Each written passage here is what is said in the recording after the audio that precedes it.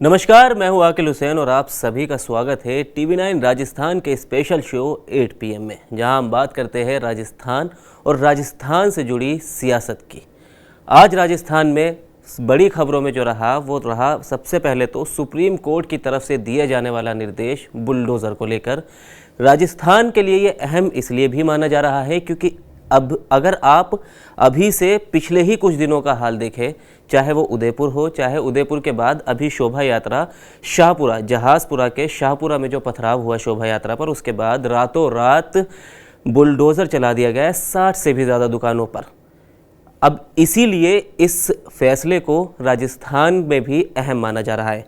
इसके बाद बालमुकुंद आचार्य के भी इस पर प्रतिक्रिया आई। उन्होंने अपनी वीडियो में कहा कि जो उन्होंने सोशल मीडिया पर अपना एक्स प्लेटफॉर्म पर वीडियो अपलोड किया, उसमें उन्होंने कहा कि सोशल मीडिया और बाकी लोगों से इस तरह के सवाल आ रहे थे, इसीलिए मैं उस पर जवाब दे रहा हूँ। उनका कहना है कि ये तो जितनी भी प्रक्रिया हुई है, बुलडोज़र कार्रवाई की गई है, सब कानून के तहत की गई है। खैर, इसके अलावा आज का जो इस शो में हमने विषय रखा है वो रखा है उपचुनावों को लेकर। देखिए, उपचुनाव राजस्थान के अब दिन ब दिन जैसे जैसे हम आगे बढ़ते जा रहे हैं उसी तरह ये अहम होते जा रहे हैं। अहम होने की वजह समझ लीजिए। देखिए, पहले जब लोकसभा चुनाव हुए तब तक राजस्थान में सिर्फ एक सीट पर उपचुनाव होना था, जो कि लोकसभा के साथ करा दिया गया, जिसमें जीत भी मिली बीएपी को। जी अम्बेश जी, वहाँ बीजेपी की हार हुई। महेंद्रजीत मालवीय वहाँ से विधायक थे, उन्होंने इस्तीफा दिया था, जिसके बाद वहाँ भी उपचुनाव हो गए। तब लगभग सीटें पूरी हो गई थी, लेकिन लोकसभा में 5 सांसद ऐसे थे जो विधायक हुआ करते थे, तो वो सांसद ही जीत गए। वो लोकसभा में सांसद बन गए, जिसके बाद 5 विधानसभा सीटें खाली हुई। उसके बाद सलूम्बर में बीजेपी विधायक अमृतलाल मीणा की मृत्यु हो गया। मृत्यु होने के बाद उनकी 1 सीट वो खाली हुई, जिसके बाद ये सीटें 5 की जगह हो गई 6। अब रामगढ़ से जुबैर खान, जो कि कांग्रेसी विधायक है, उनका निधन हुआ, जिसके बाद अब ये सीटों का आंकड़ा पहुंच गया है 7।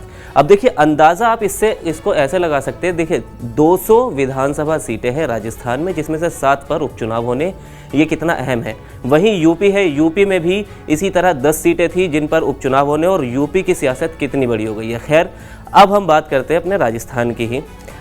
देखिए, उपचुनाव वाली सीटें आप अपनी डिस्प्ले आपको स्क्रीन पर नज़र आ रही होंगी। दौसा, यहाँ से पार्टी भी समझ लीजिए। देखिए, इनमें 5 सीटें ऐसी है जहाँ पर 4 में से 4 सीटें ऐसी है जहाँ कांग्रेस जीती हुई है, बाकी 3 पर सब एक पार्टी है, आरएलपी, बीएपी और बीजेपी, सबके पास एक सीट है, लेकिन बाकी 4 पर कांग्रेस ही वहाँ पर काबिज थी। तो इसीलिए ये मुकाबला कांग्रेस के लिए ज़्यादा कड़ा होने वाला है, उसकी ज़्यादा परीक्षा होने वाली है। खैर, ग्राफिक्स के ज़रिए अब आपको समझाते हैं कि आज तस्वीरों में हमने किन किन को रखा है और क्यों रखा है, उस पर चर्चा करेंगे अम्बेश जी के साथ।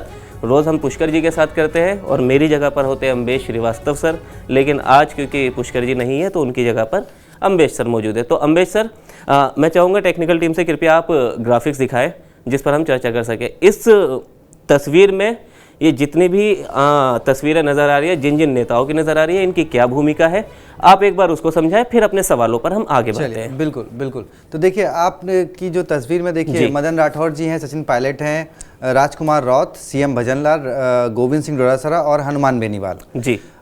ये 6 नेता हैं, जिसमें से आपके 2 कांग्रेस के हो गए, 2 बीजेपी के हो गए, 1 आरएलपी और 1 बीएपी जी। अब देखिए, यहाँ पे कांग्रेस के पास 4 सीटें हैं जहाँ पर उसका दमखम आपको दिखाना पड़ेगा जी। बीएपी के पास, आरएलपी के पास 1 और आपका बीजेपी के पास 1। अब क्योंकि लोकसभा चुनाव में बीएपी और आरएलपी कांग्रेस के साथ गठबंधन करके चुनाव लड़े थे, तो अभी तक संभावना ये जताई जा रही है, अभी तक ये पूरी तरीके से कैंसिल नहीं हुआ है कि भाई वो गठबंधन नहीं करेंगे, क्योंकि संभावनाएं सबने छोड़ रखी है। राजकुमार राउत ने भी कहा है कि भाई वो 2 सीटों पर चुनाव लड़ना चाहते हैं, एक सलूम्बर और दूसरा 84 जहाँ से वो खुद विधायक थे। उसके अलावा वो चाहते हैं कि अगर कांग्रेस चाहे तो बाकी की सीटों पर गठबंधन कर सकती है। तो अब ये उनके साथ है। हनुमान बेनीवाल चाहते हैं कि दौसा, झुंझुनू, उनियारा, इन 3 में से कोई 1-2 सीटें कांग्रेस उनको दे तो बात बने। तो देखिए, अभी क्योंकि उपचुनाव की तारीखों का ऐलान नहीं हुआ है और संभावनाएं जो है वो सबके साथ खुली हुई हैं जी। लेकिन अब आपको समझना होगा कि देखिए, अब यहाँ पे क्या है कि जो हनुमान बेनीवाल और राजकुमार राउत हैं, क्योंकि दोनों ने, अब राजकुमार राउत ने तो क्लियर कर रखा है कि भाई मैं सलूम्बर और 84 पे लड़ूंगा जी। और यहाँ पर उनका दबदबा इसलिए भी मजबूत है, उनका पक्ष इसलिए भी मजबूत है क्योंकि देखिए जो सीट आपने जैसे बागीदौरा का जिक्र किया इससे पहले, बागीदौरा पे कांग्रेस के महेंद्रजीत मालवीय विधायक थे। लोकसभा चुनाव से पहले वो बीजेपी का दामन थाम लेते हैं, बीजेपी उनको लोकसभा का टिकट देती है और इस लिहाज से वो जो है विधानसभा से इस्तीफा दे देते हैं। लेकिन होता क्या है उनके साथ कि वो विधानसभा से भी जाते हैं और लोकसभा से भी उनको राजकुमार राउत जो इस तस्वीर में दिख रहे हैं वो मात दे देते हैं। तो अब क्योंकि देखिए उनके पास राजकुमार राउत के पास पहले ही 3 सीटें थी विधानसभा की जी। उसके बाद अब विधानसभा में भले ही उन्होंने अपनी एक सीट उनको मतलब अब सांसद बन गए हैं तो 2 बची थी, लेकिन क्योंकि उन्होंने महेंद्रजीत मालवीय वाली सीट जीत ली तो उनके पास 3 सीटें थी। ठीक। तो इस तरीके से अब क्योंकि 84 जहाँ से वो विधायक थे वो भी लगभग उनकी सीट कन्फर्म है। तो इस और जो सलम्बर का इलाका है वो भी आदिवासी बेल्ट है, वहाँ पर भी SC और ST वोट बैंक जो है वो काफ़ी संख्या में है। आदिवासी वोट बैंक काफ़ी संख्या में है। तो और आदिवासियों में इस वक्त जो है वो क्रेज जो है वो राजकुमार राउत का लगातार बढ़ रहा है और वो वोट बैंक में भी दिख रहा है। रही बात हनुमान बेनीवाल की, तो हनुमान बेनीवाल जो दावा कर रहे हैं कि उनको देवली या फिर झुंझुनू और दौसा में से भी कांग्रेस कोई सीटें दे, तो आपको बता दूं हनुमान बेनीवाल जब पहली बार 2008 में बीजेपी के टिकट से लड़े चुनाव जी, उसके बाद 2013 में वो निर्दलीय लड़े, 2018 में उन्होंने अपनी पार्टी बनाई RLP के नाम से और वो उस पार्टी के साथ लड़े RLP के साथ, तो वहाँ पर उनको विधानसभा में हासिल हुई 3 सीटें जी। उसके बाद फिर वो 2018 का विधानसभा चुनाव के बाद 2019 के विधानसभा चुनाव में हनुमान बेनीवाल ने वो सीट छोड़ दी। अब देखिए 18 के चुनाव में हनुमान बेनीवाल को ख्यूसर से मिले थे 16,000 अधिक मत, इस पर जरा नोटिस करिएगा जी। उसके बाद जब वो 2019 में वहाँ से इस्तीफा देते हैं और लोकसभा का चुनाव लड़ते हैं और फिर वो सीट अपने भाई के लिए छोड़ते हैं, तब उनको मिलते हैं तकरीबन 6,000 अधिक वोट, अंतर सीधे 10,000 का आ गया जी, 10,000 वोट उनके कम हो गए। उसके अलावा 2023 के विधानसभा चुनाव में फिर वो एक अलग पार्टी के साथ यूपी के चंद्रशेखर आजाद जो हैं, जो सांसद हैं नगीना से, उनकी पार्टी के साथ गठबंधन करके चुनाव लड़ते हैं और पूरे राजस्थान में जहां पर तकरीबन 4 करोड़ 4.5 करोड़ मतदाता हैं, वहां पर उनको मिलते हैं, पूरे राजस्थान की मैं बात कर रहा हूं, सिर्फ 9 लाख समथिंग वोट। ठीक है। और वो अपनी खुद की सीट जो 2023 में जो उन्होंने अपने भाई के लिए छोड़ दी थी, 19 में जो उनके भाई लड़े थे, 2023 में फिर वो सांसदी से इस्तीफा देते हैं और फिर वो वापस से 2023 में ताल ठोकते हैं और इस बार उनकी जीत का जो अंतर रह जाता है वो सिर्फ 2056 रह जाता है। ठीक है। अब देखिए, अब इसके बाद फिर आप जब 2023 के चुनाव कंप्लीट हो और देखिए यहाँ पे देखिए कि उनको पूरे राजस्थान में सिर्फ इकलौती सीट ख्यूसर पे ही जीत मिलती है जी। उसके अलावा वो जो 2 सीटें और उन्होंने 2018 में जीती थी वो गवा देते हैं जी। अब देखिए 2024 में क्या होता है, वो फिर इस्तीफा देते हैं, फिर चुनाव लड़ते हैं और वो सीट फिर खाली हो गई है उपचुनाव के लिए। तो अब यहाँ पे ये है कि जनता कहीं ना कहीं हनुमान बेनीवाल को लेकर मुझे लगता है वो कंफ्यूज है कि आप एक बार विधानसभा चुनाव लड़ते हैं, 6 महीने बाद लोकसभा चुनाव लड़ते हैं, फिर वहां से किसी और चुनाव देते हैं। और देखिए ख्यूसर में पिछले अगर 2018 से देखिए, 18 का चुनाव हुआ, फिर 19 का उपचुनाव हुआ, फिर 23 का हुआ, फिर 24 का हुआ, मतलब एक सीट पर 5 साल में 4 बार चुनाव।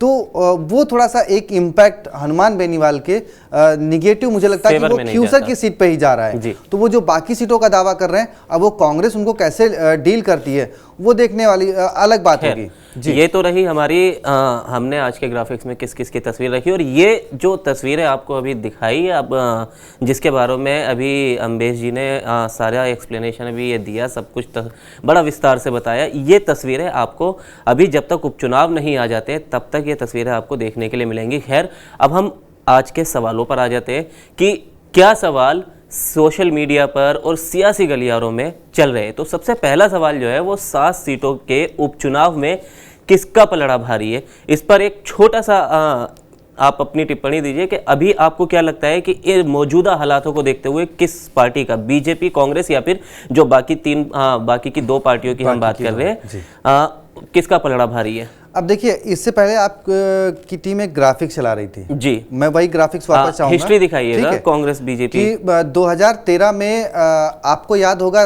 राजस्थान में बीजेपी 163 सीटें जीत के, सोचिए जहां पे 200 विधानसभा सीटें हैं वहां पर बीजेपी जो है 163 सीटें जीतती है, और जो मौजूदा सरकार होती है वो 21 पर सिमट जाती है, उसकी पार्टी कांग्रेस 21 पर सिमट जाती है। उसके बाद प्रदेश में उसके बाद देश में लोकसभा के चुनाव होते हैं 2014 में, और बीजेपी नरेंद्र मोदी के नेतृत्व में बीजेपी बम्पर जीत दर्ज करती है। राजस्थान में 25 की 25 सीटें बीजेपी के खाते में जाती हैं। लेकिन उसके बाद जो चुनाव होते हैं, उपचुनाव जितने भी होते हैं राजस्थान में, वो सारे उपचुनाव का देखिए आंकड़ा, 6 विधानसभा के उपचुनाव हुए जिसमें से 4 कांग्रेस 2 बीजेपी, लेकिन उधर देखिए मार्जिन कितना था और यहाँ देखिए मार्जिन कितना है। 2 लोकसभा के उपचुनाव होते हैं जी, वहां पर कांग्रेस दोनों सीटों पर कब्जा जमा लेती है। सोचिए, जो 2014 में 25 की 25 सीटें बीजेपी के खाते में जाती हैं, उनमें से 2 सीटों पर कांग्रेस कब्जा कर लेती है। ऐसे ही देखिए, जब नेक्स्ट टर्म आता है तो देखिए राजस्थान में, क्योंकि हर 5 साल बाद सत्ता परिवर्तन का एक ट्रेंड पिछले 30 साल से चल रहा है, यहाँ सत्ता परिवर्तन हो गया 2018 से 2023 में। हाँ जी। लेकिन जो एक कांग्रेस का वो था कि उपचुनाव में जो कांग्रेस लीड लेती रही, वो यहाँ परिवर्तन नहीं हुआ। देखिए 9 विधानसभा की सीटें थी जिसमें से 7 कांग्रेस, 1 बीजेपी और 1 आरएलपी। अब मैं आपको बता दूं, ये जो बीजेपी और आरएलपी का एक सीट का आंकड़ा है, इसमें भी क्या है, ये वही जो मैं जिक्र कर रहा था कि खियूसर में कैसे 19 में चुनाव हुआ, खियूसर के साथ एक झुंझुनू की सीट है जहां से जो सांसद बन गए थे नरेंद्र बुढ़ानिया जी, उनकी एक सीट थी।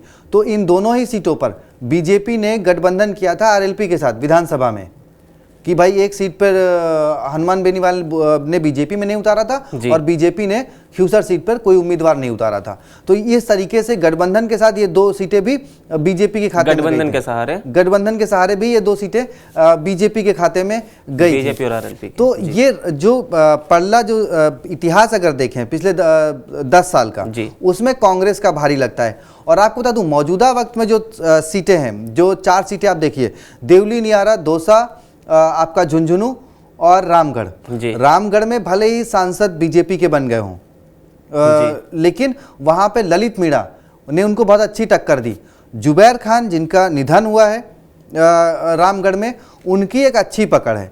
और देखिए इस साल भी अगर मैं बात करूं तो जो उपचुनाव हुए हैं, मतलब बीजेपी 2023 में जब सत्ता में आई है, उसके बाद जो उपचुनाव तो नहीं बोलेंगे, उसके बाद एक जो सीट पर चुनाव हुआ आपका गुरदासपुर, नहीं सॉरी,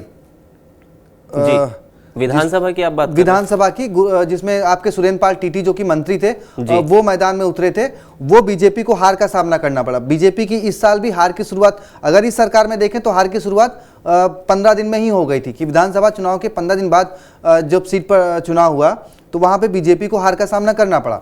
उसके बाद अगर आप देखें आपका ये बागीदौरा की सीट, बागीदौरा की सीट में भी कांग्रेस ने, क्योंकि वहां पे गठबंधन किया, वो सीट छोड़ दी, वो सीट बीएपी के खाते में चली गई। तो ये जो शुरुआत ही रही है वो कांग्रेस, बीजेपी के लिए ठीक नहीं रही है। कांग्रेस का पलड़ा यहाँ पर भी भारी रहा कि उसने आते ही जो है एक उपचुनाव के ही समझ लीजिए, अब उसको उपचुनाव इसलिए नहीं कहना ठीक रहेगा क्योंकि उस सीट पर चुनाव हुआ नहीं था। ये राजस्थान का ये भी एक बड़ा खराब ट्रेंड रहा है कि राजस्थान में पिछले 3 बार से कभी भी 200 विधानसभा सीटों पर चुनाव नहीं हो पाया, हमेशा 199 सीट पर ही चुनाव हो पाता है। ये क्योंकि किसी ना किसी की डेथ हो जाती है, किन्हीं ना किन्हीं कारणों की वजह से एक सीट पर चुनाव नहीं होता। ज्यादातर खाली तो ये जो गुरदासपुर की मैं बात कर रहा था, तो उस पे जो है वो चुनाव हुआ था। तो अब देखिए कांग्रेस के खाते में यहाँ पे 4 सीटें हैं और एक सीट जो आरएलपी और 84 है। मुझे नहीं लगता कि कांग्रेस, अब क्योंकि गठबंधन में है, इंडिया गठबंधन में दोनों लोग हैं, तो मुझे नहीं लगता कि ये लोग कोई वो करेंगे। तो यहाँ पे और ये जो सीटें मैं आपको बात कर रहा हूँ, देखिए दौसा, देवली, उनियारा, झुंझुनू, यहाँ पर जो आपने एक तस्वीर रखी है सचिन पायलट की जी, वो बहुत इंपॉर्टेंट है क्योंकि देखिए ये तीनों जो सीटें हैं वो सचिन पायलट का गढ़ मानी जाती हैं और यहाँ के जो तीनों विधायक थे उनके सांसद बनने में सचिन पायलट की बहुत बड़ी भूमिका रही है, चाहे वो मुरारीलाल मीणा रहे हों, चाहे वो हरीश मीणा रहे हों या चाहे वो ब्रजेंद्र दौला रहे हों। तीनों ही सचिन पायलट गुट के हैं और सचिन पायलट गुट के इसलिए मैं कह रहा हूं कि तीनों ही सचिन पायलट के साथ जब बगावत सचिन पायलट ने की थी तो साथ में मानेसर पहुंचे थे, इसलिए मुझे कोई गुरेज नहीं है उनको सचिन पायलट गुट का कहने में, ठीक है, वो कांग्रेस ने उनको टिकट दिया और वो और जिता के लाए, तो ये तीनों सीटें तो कहीं ना कहीं कांग्रेस के फेवर में है। और देखिए यहाँ पर बीजेपी कमजोर कैसे है उसका भी दौसा जो किरोड़ीलाल मीणा जो कि अभी मंत्री पद से उन्होंने इस्तीफा दे रखा है, खैर सरकार ने उनका इस्तीफा स्वीकार नहीं किया है, वो भी देखिए एक पेच है। उन्होंने क्या कहा था कि दौसा सहित 7 सीटें अगर नहीं जीते तो वो इस्तीफा दे देंगे, और उन्होंने इस्तीफा दिया, और आज वो उसी दौसा में जाकर उसी जनता को कहते हैं कि भाई तुमने मेरी बात नहीं मानी इसलिए मैंने इस्तीफा दे दिया। कहीं ना कहीं वो उपचुनाव से पहले जनता पर एक दबाव बनाने की कोशिश कर रहे हैं। तो मतलब आप ये बात मान रहे हैं कि आप वहां पर कमजोर हैं, तो वहां पर कमजोर। और देखिए ये तो रही कांग्रेस की बात। अब बीजेपी के पास एक सीट है सलम्बुर की जी। सलम्बुर में क्योंकि वहां पे मैंने जैसे पहले ही जिक्र कर दिया कि आदिवासी वोट बैंक ज्यादा है, और इस वक्त इनका राजकुमार राउत का क्रेज है, और बीजेपी पिछले दिनों SC ST के मामले में कहीं ना कहीं बैकफुट पर आई है।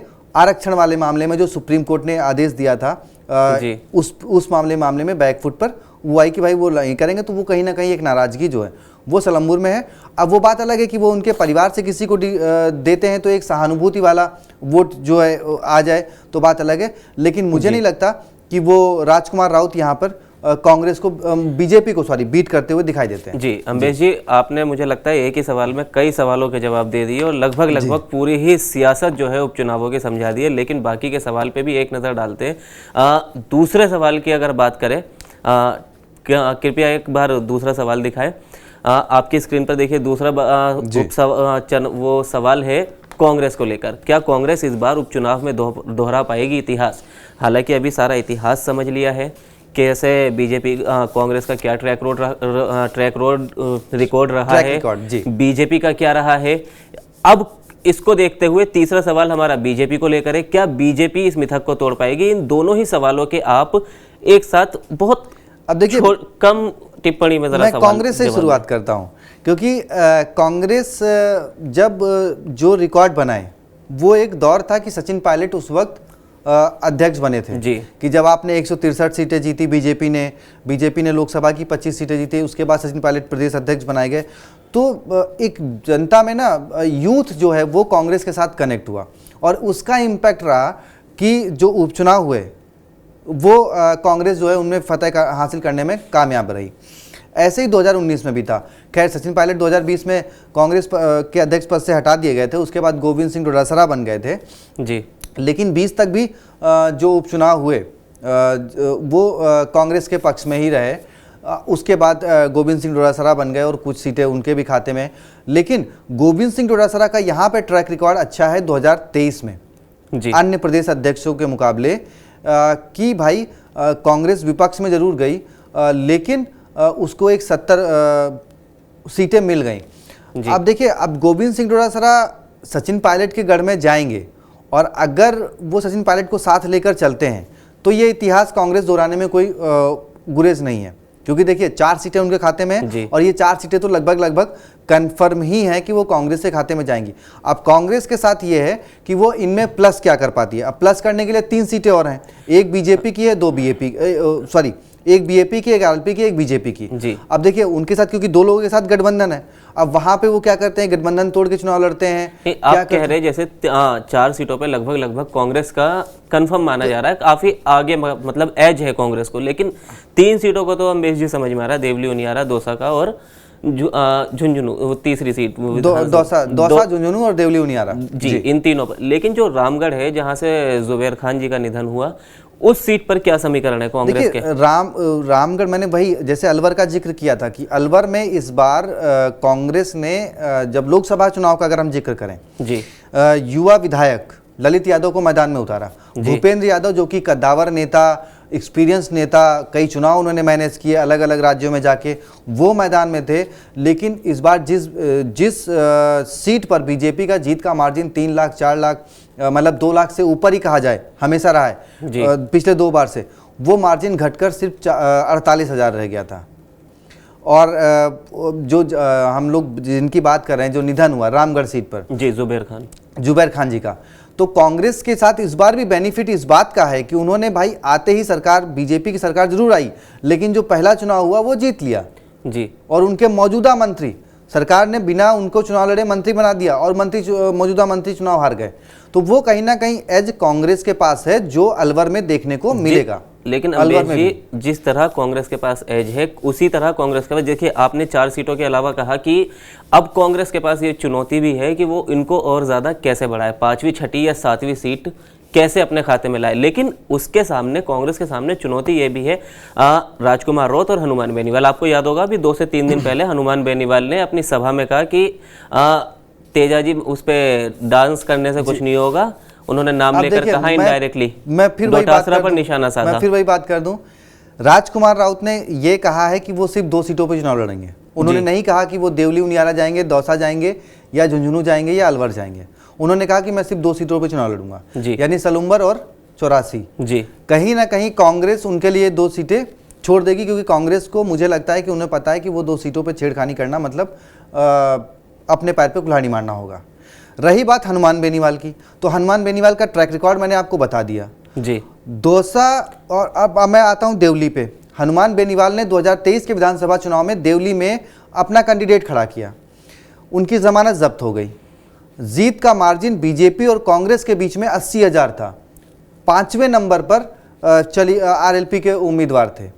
तो आप समझ लीजिए कि अगर आप वहां जाएंगे तो हनुमान बेनीवाल अगर कांग्रेस के गढ़ में सेंध लगाने, पायलट के गढ़ में अगर मैं कहूं सेंध लगाने की कोशिश करेंगे तो वो ख्यूसर सीट पर अपना नुकसान करवा सकते हैं, क्योंकि उनका जो जीत का मार्जिन लगातार घटता जा रहा है वो बीजेपी को बेनिफिट दे सकता है जी।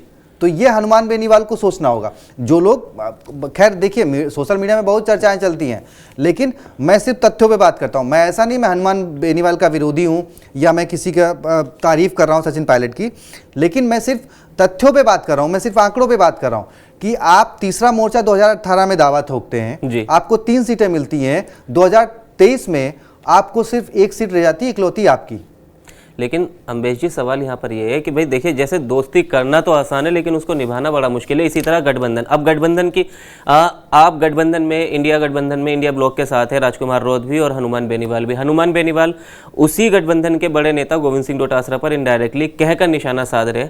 इसके अलावा राजकुमार रौत आज तक उन्होंने नहीं कहा कि वो गठबंधन का हिस्सा, उन्होंने कहा हाँ समर्थन दिया है लेकिन गठबंधन का। इस पर हम जब लोकसभा चुनाव हुए, उसके नतीजे आए, जीते भी, उसके बाद भी ये चर्चा चलती रही। कई बार ऐसा भी, ये भी खबरें आई कि राजकुमार रौत बीजेपी में शामिल हो सकते हैं। खैर उसका उन्होंने खंडन भी किया और बीच में लगा भी, फिर उसके बाद मदन दिलावर के बयानों से वो नाराजगी या तलखी, वो दूरी और ज़्यादा बढ़ गई। पर मेरा देखिए, आंकड़ों पे आप बिल्कुल सही बात कर रहे हैं, लेकिन आपको अमित शाह गृह मंत्री है, उनका बयान भी याद होगा। उन्होंने कई चैनल्स में लोकसभा चुनाव से पहले भी कहा था, देखिए राजनीति में 2 और 2 4 नहीं होते, 22 होते हैं। तो ये आंकड़ों का खेल या गठबंधन में साथ लेकर चलना, ये कौन सी बड़ी परीक्षा है कांग्रेस के लिए? उन्होंने तो 15 लाख को जुमला भी बोला था, कुछ और चीज़ों को। तो नेताओं की बात को मैं, आप क्योंकि देश के गृह मंत्री हैं तो मैं, क्योंकि वो उन्होंने चुनावी भाषण, चुनावी सभा के दौरान बोला था, तो मैं इसलिए उसको चुनावी सभा के दौरान जवाब दे रहा हूँ कि ये बयानबाजियाँ करना आसान है। राजस्थान में उन्होंने कहा था कि हमें 2 सीटों का नुकसान होगा, ठीक है, लेकिन आपको 11 सीटों का नुकसान हुआ ना, आपको 11 सीटों का, आपके सारे आंकड़े फेल हो गए ना राजस्थान में। तो अब ये जवाब कौन लेगा उनसे कि आपने तो 2 सीटें कही थी, आपको तो 11 सीटों का नुकसान हो गया। खैर, अब देखिए 2 चेहरे यहाँ रह गए जिनकी हमने बात नहीं करी है। बहुत शॉर्ट में उनको मैं आपको समझा देता हूं। बहुत छोटे उसमें, भजन लाल शर्मा जी और मदन राठौर जी, ठीक है, दोनों ही नए हैं, दोनों की परीक्षा कड़ी है इस बार, क्योंकि मदन राठौर जी अभी परसों ही जब ख्यूसर गए थे और जब उनसे पत्रकारों ने सवाल किया तो उन्होंने ये बोला कि भाई अभी तो मैं पैदा हुआ हूँ, अभी तो मुझे 1.5 महीना ही हुआ है। तो वो नए हैं, उनके सामने चुनौती है। और भजन लाल शर्मा जी जो कि मुख्यमंत्री हैं, खैर उनको अभी तक मौका नहीं मिला है समझने का और समझाने का। खैर वो लगातार एक्टिव हैं, काम कर रहे हैं, विदेश भी गए, ठीक है, तो वो दिखा रहे हैं, लेकिन वो अभी धरातल पर कितना जनता को समझा पाएंगे, ये उनके लिए चुनौती है, क्योंकि उनके खाते की सिर्फ 1 सीट है बीजेपी के पास, और वो बीजेपी को बचाना जरूरी है। मदन राठौर जी ने ये भी कहा, मैं उनका ये भी बयान था मदन राठौर जी का, कि भाई मेरे पास तो बचाने के लिए 1 सीट है, कांग्रेस के पास बचाने के लिए 4 सीटें हैं। मतलब कहीं ना कहीं उन्होंने कहा कि कांग्रेस अपनी कोशिश करे जी अपनी सीटें बचाने की, लेकिन मुझे लग रहा है कि दोनों ही, चाहे वो मदन राठौर जी हों चाहे वो सीएम भजन लाल जी हों, दोनों लोगों के सामने कहीं ना कहीं चुनौती वो 4 या 5 सीटों पर जीत, 6 सीटों पर जीत हासिल करने से कहीं ज़्यादा चुनौती सलम्बर की सीट बचाए रखना है, क्योंकि ये अगर गई तो क्योंकि ऑलरेडी आप 11 सीटें लोकसभा की, 2 सीटें विधानसभा की हार चुके हैं, और अगर ये भी सीट आपके हाथ से जाती है तो एक बड़ा क्वेश्चन मार्क लग जाएगा उनके नेतृत्व पर भी और संगठन के भी नेतृत्व पर भी।